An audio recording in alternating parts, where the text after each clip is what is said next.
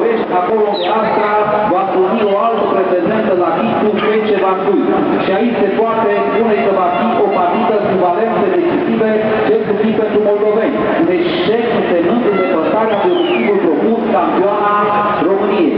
Partida va fi transmisă în direct de Digi Sport începând cu ora 21 și 45 de minute.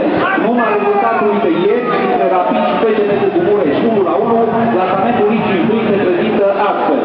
Locul 1 Oțelul 61 de puncte, locul 2 FC Timișoara 60 de puncte, locul 3 FC Vaslui 58 de puncte, locul 4 Rapid 53 de puncte, locul 5 Dinamo 50 de puncte, locul 6 Iaua 50 de puncte, locul 7 Casmetan 48 de puncte, locul 8 FCN Târgu Mureș 45 de puncte, locul 9 CFR 47 de puncte, locul 10 Universitatea Intrăm pe teren, nu? 44 de puncte, locul 11 Astra 45 de puncte, dacă poate ziua intră pe teren. 10 Brașov 37 de puncte, locul 13 Panuri 34 de puncte, locul 14 Groningen